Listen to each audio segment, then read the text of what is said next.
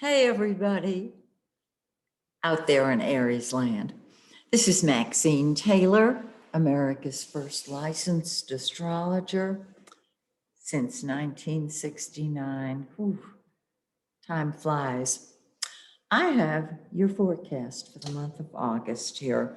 Before I jump into that, I just want to remind you that if you're looking for an astrology book, if you're interested in studying, start with Now That I've Cast It, What Do I Do with It? It's an easy to understand book that will help you express your inner astrologer. And for those of you who want more detail on what makes you tick and why, my latest book, Hidden Messages in Your Birth Chart, goes into the programming that we all received as children. And this programming can run our lives forever until we see it, are aware of it, and change it. So I recommend them highly. Yes, I'm a little biased, but apparently so are some of you. Okay, so let's talk about your amazing chart for August. Here we go. All of this area. What fun. It's going to be great. Okay, let's start with the sun, the giver of life. Let me get comfortable here. Okay, the yellow planet, that's the center of our life. It's the giver of life. And wherever it is in our chart, this is the area of life that we focus on. It's in your fifth house of fun and games. Now, the whole world has been going through COVID and there's not been a lot of socializing. However, this past month and this coming month, for quite a while, you can enjoy yourself. Are you an artist? Are you writing a book? Are you uh, a painter, a musician? This is the area indicating that your talents are expressing themselves.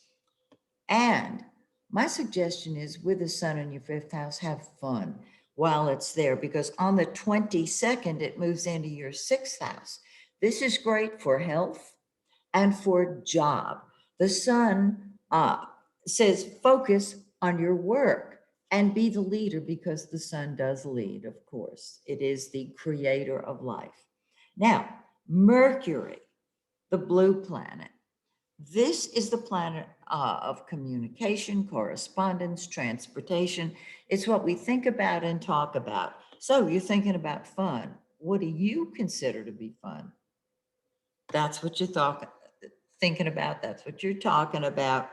Um, and by the way, this fifth house deals with children, and pets can be considered children too. So you may find that instead of partying, you're spending time with your kids. All right. And you're talking, you're communicating. That's what Mercury does. On the 11th, it moves into your sixth house. Now, the sun will move in on the 22nd. So, with Mercury moving into your sixth house, you're focused more on your job, on your health, on your work. If you've been having any health issues, with the sun, the giver of life, moving into your sixth house on the 22nd, things pick up very nicely. And so there's Mercury on the 11th, kind of paving the way for the sun. And on the 30th of the month, Mercury moves into your seventh house, excuse me, of relationships, whether personal or business. And so it's time to engage more and more on a one-on-one basis. It feels to me like Mercury's retrograde. I don't know.